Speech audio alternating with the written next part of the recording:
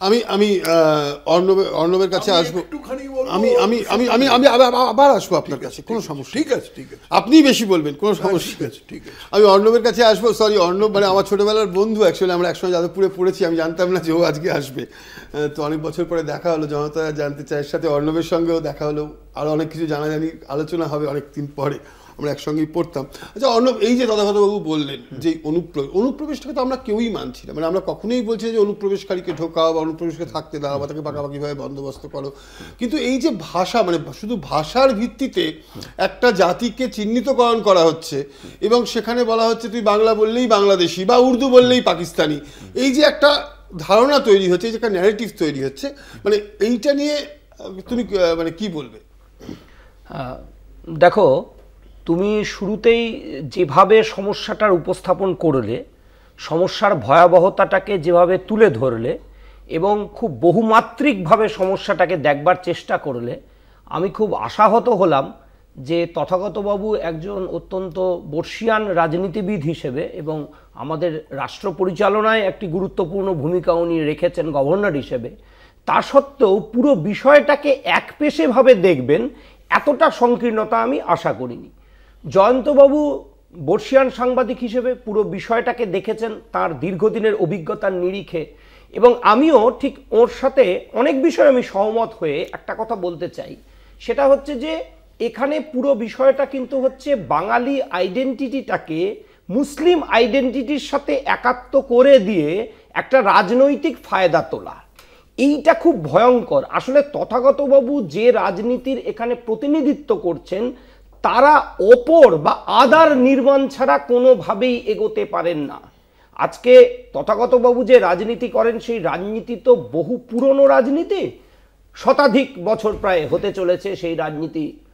সেই হিন্দুত্ববাদী রাজনীতির কিন্তু প্রাথমিক কথাটাই হচ্ছে যে আমি একটা অপর নির্মাণ করব, একটা দ্বিজাতি তত্ত্ব। ভারতবর্ষের মধ্যে দুটো জাতি, হিন্দু এবং মুসলমান। মুসলিম লীগ যা বলেছিলেন তথাগতবাবুরাও ঠিক সেই কথাই বলেন, এবং এরা পরস্পর বিরোধী, পরস্পর বৈরী, এবং তার ভিত্তিতে ওই দুটো ভাবনাই একত্রে হয়ে গেল, দেশ ভাগ হলো। কিন্তু ঘটনা হচ্ছে যে তারপরে আমাদের দেশটা কিন্তু ধর্মনিরপেক্ষ দেশ, আমাদের দেশটা কিন্তু তৈরি হলো একটা যুক্তরাষ্ট্রীয় কাঠামোর উপরে, এবং সেখানে দাঁড়িয়ে আমরা বিভিন্ন ভাষার ভিত্তিতে রাজ্য গঠন করলাম, এবং আমরা চাইলাম যে আমাদের দেশে ভাষার ভিত্তিতে সাংস্কৃতিক ঐক্য, জাতীয় সংহতি গড়ে উঠুক, এবং এক ভাষা এবং অন্য ভাষা যেন পরস্পরের প্রতি শত্রুতামূলক আচরণ না করে। কিন্তু দুর্ভাগ্যের হলো এটা সত্য যে ভারতবর্ষে এই যে রাজনীতি আজকে দেখছি আমরা, যার কদর্য বহিঃপ্রকাশ আসামে দেখা যাচ্ছে, উড়িষ্যায় দেখা যাচ্ছে, মহারাষ্ট্রে দেখা যাচ্ছে, এটা কি কেবল আজকের ঘটনা? আচ্ছা, আজ থেকে 60 বছর আগে 1966 সালে তো শিবসেনা দলের প্রতিষ্ঠা হয়েছিল। শিবসেনা রাজনীতি কি দিয়ে শুরু করেছিল, কি বলেছিল? বাজাও পুঙ্গি হাটাও লুঙ্গি। দক্ষিণ ভারতীয়দের টার্গেট করে মহারাষ্ট্রের রাজনীতি শুরু করেছিল, এবং 8.4% তখন হচ্ছে দক্ষিণ ভারতীয়রা মহারাষ্ট্রে, মানে মুম্বাই শহরে, এবং তখন তাদেরকে টার্গেট করা হলো কারণ তারা এই ভাষার ভিত্তিতে একটা বিভাজন করে একটা ঘৃণার রাজনীতি ছড়িয়ে দিয়ে তারা তখন তাদের রাজনৈতিক ফায়দা তুলতে থাকলো। এবং আমরা দেখেছি এই ধরনের রাজনীতির কি ভয়ঙ্কর পরিণতি হয় সেটা আমরা দেখেছি। পরবর্তীকালে শিবসেনা শিফট করলো, চলে গেল হচ্ছে মুসলিম এবং কমিউনিস্ট, সেখানে আবার অ্যান্টি ন্যাশনাল তকমা দিয়ে।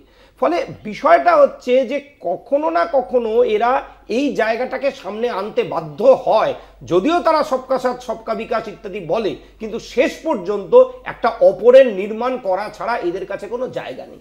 ফলে আজকে হিন্দু মুসলমান এই বিভাজনের রাজনীতি যারা করবে, তারা স্বাভাবিকভাবেই সেই রাজনীতির মাধ্যমে তারা আইডেন্টিফাই করবে কি দিয়ে।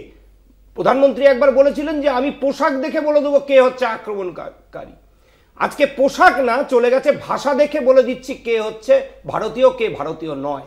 এটা লজ্জার ব্যাপার যে আমাদের দেশ, যে দেশে দ্বিতীয় সর্ববৃহৎ ভাষাগত জনগোষ্ঠী হচ্ছে বাঙালি, আজকে সেই বাঙালিকে আজকে আতঙ্কের মধ্যে থাকতে হচ্ছে যে আমি বাংলা বললে আমাকে বাংলাদেশি বলা হবে নাকি। জয়ন্তবাবু খুব সঠিকভাবে বলেছেন যে স্প্যানিশে কথা মেক্সিকোর লোকেরাও বলে, স্প্যানিশে কথা আর্জেন্টিনার লোকেরাও বলে, আবার স্প্যানিশে কথা স্পেনের লোকেরাও বলে। এবার ট্রাম্প সাহেব যদি ওয়াশিংটন ডিসি থেকে নিউ ইয়র্কে স্প্যানিশে কথা বলা মাত্রই তাকে জেলে পুরে দেন যে তুমি হচ্ছে ইনফিল্ট্রেটার, তাহলে তো মহা মুশকিল।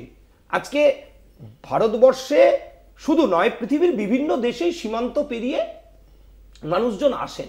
তার নানা কারণ থাকে, অর্থনৈতিক কারণটাই মূলত থাকে যে তারা নিজেদের দেশে যেভাবে জীবনযাপন করতে পারছেন তার থেকে উন্নততর জীবনের সন্ধানে তারা দেশের সীমান্ত পেরিয়ে যান। আচ্ছা, ভারতবর্ষে বহু মানুষ তো আমেরিকায় যাচ্ছেন, তার মধ্যে তো অনেকেই ইলিগাল ডকুমেন্টেশনের জন্য তাদেরকে, এবং কি বিশ্রীভাবে ট্রাম্প সাহেব তাদেরকে পাঠিয়েছেন, তো সেকলে বেঁধে কার্যত তাদের পাঠানো হলো বিমানে চড়িয়ে। আমরা সকলে নিন্দা করেছি। তাহলে এই জিনিস যখন আমেরিকায় হচ্ছে আমরা নিন্দা করছি, একই ধরনের জিনিস ভারতবর্ষে করছি, এবং তারা যাদেরকে করছি তারা ভারতীয়ই।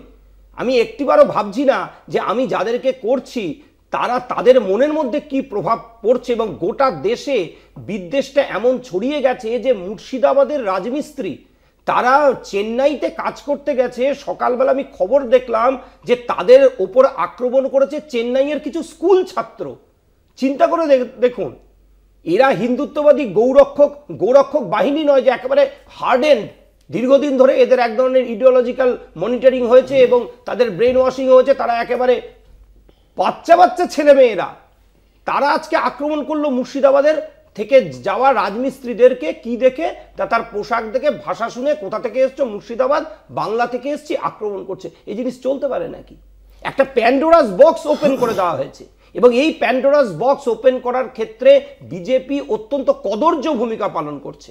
ওড়িশাতে আমি বলছি, ওড়িশাতে উনি তো বললেন তথাগত বাবু যে এরকম কিছু ভুলভ্রান্তি হতেই পারে।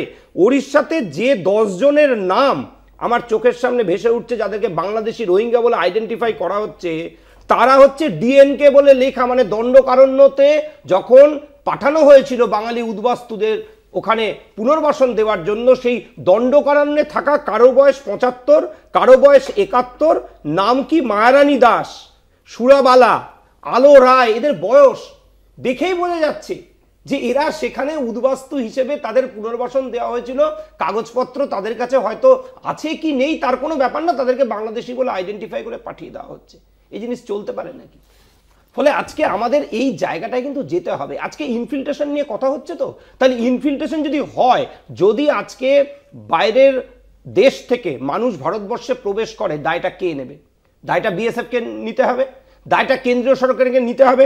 আমি উল্লেখ করছি, ধরুন বিজেপি আজকে ভারতবর্ষে 96 সালে 13 দিনের জন্য সরকারে এসেছিল, তারপরে 98 থেকে 2004, 2014 সালে আমাদের দেশে রাজ্যসভার একটা রিপোর্টের কথা আমি বলছি। রাজ্যসভায় 6 আগস্ট 2014 রাজ্যসভার ডিবেট, সেখানে প্রশ্ন হচ্ছে what is the status of infiltration of Bangladeshis in India, whether it has increased many fold.